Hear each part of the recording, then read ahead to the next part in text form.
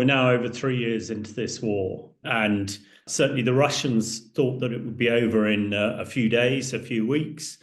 Russia started this war with, one of the most powerful armies in the world, but Ukraine has managed to hang into this fight, and its allies in the West, Europe and the US, have sort of drip-fed weapons to the Ukrainians, and at last, they are getting, a decent amount. However, in order to have fought the Russians to a standstill, their innovative use of what they've had and what they've developed has been quite incredible. I think President Zelensky said a few weeks ago that they'd produced 2.2 million drones in the last 12 months, which is quite remarkable when we think the British military, has drones in the 10s or 20s. The way that the Ukrainians have been able to attack deep into Russia, thousands of kilometers, nobody thought that this was possible. And, even over the last couple of days, people in Moscow are saying, what on earth is going on? We're hundreds of miles from the front line and our, tower blocks are being hit. And it's very clear that, part of the Ukraine innovation has been getting, they've been using commercial light aircraft like sort of Cessnas, packing them with explosives. They're unmanned and flying them hundreds, if not thousands of kilometers into Russia to attack oil refineries and other key places. It's also clear that, this hasn't, this is not a fire and forget thing. There is no way that a Cessna could fly 1,000 kilometers into Russia, without being detected or shot down. So it would appear that in the cyberspace, Ukraine has also been very imaginative, because no doubt they've managed to blind some of the air defenses and surveillance assets of the Russians to do this. And also remembering that probably 95% of the Ukrainian soldiers now, were not soldiers 3 years ago. They were, plumbers and bricklayers and doctors and whatever. Russia has just thrown endless amounts of soldiers into the meat grinder. They passed the 1 million casualty mark quite recently.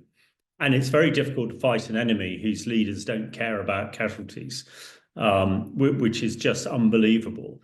And Ukraine obviously does. But I think, when you're fighting for your national survival, and you have this great mix of people on the front line. I mean, even in the UK now, we're recognizing that, the traditional soldier, of course we need, strong young men and women who can, go and fight conventionally. But we also need the sort of geeks and the, alternative people who traditionally you wouldn't expect to be in uniform and fighting. I've been very interested to see how they have been using their tanks. First of all, using particularly the British tanks, the Challenger 2, as a sniper, if you like, a sniper with a 120 millimeter bullet, firing up to about 3 kilometers. And the way they've been able to do it is using drones. Although it seems new, it's not really. Virtually every tank the Ukrainians have a number of drones working with it.